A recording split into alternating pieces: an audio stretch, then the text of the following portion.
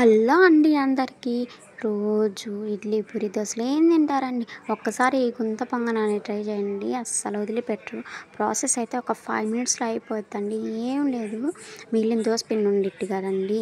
దాంట్లో కొంచెం తగినంత సాల్ట్, జీలకర్ర, కొత్తిమీర, ఒక సన్నగా తరిగిన ఒక ఉల్లిపాయ, నా దగ్గర అయితే కరివేపాకు లేదండి. కరివేపాకు కూడా యాడ్ చేసుకుంటే స్మెల్ అదిరిపోయిద్ది అసలు. ఎన్నో గుంత పొంగనాలు అవి కూడా యాడ్ చేసుకోండి.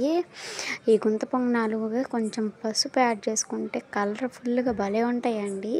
ఈ కడాయిలో అన్నిట్లో నూనె యాడ్ చేసుకొని ఆ పిండిని ఒక్కో దాంట్లో వేస్తుంటే భలే ఉంటుందండి. అసలు సౌండ్ బాగుంటుంది.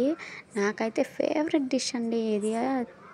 మార్నింగ్ బ్రేక్ఫాస్ట్, ఈవినింగ్ ఏమో స్నాక్స్, అన్నిటికీ ఇవే అండి. మా ఇంట్లో వాళ్ళకి భలే ఉంటాయి అసలు తినడానికి. రెండు పక్కలే గోల్డెన్ బ్రౌన్ వచ్చే వరకు కాలనివ్వాలండి. కాలనిచ్చేసి తీసేసి దీనికి కాంబినేషన్గా తెల్ల చట్నీ కానీ ఎర్ర చట్నీ కానీ ఉంచుకుంటే భలే ఉంటుందండి అసలు. పక్కన ఉల్లిపాయ ఉంచుకొని తింటా ఉంటే అసలు నోట్లోంచి నీళ్ళు వస్తాయండి. ఇలాంటి మోర్ ఇంట్రెస్టింగ్ వీడియోస్ లైక్ చేసుకొని సబ్స్క్రైబ్ చేసుకొని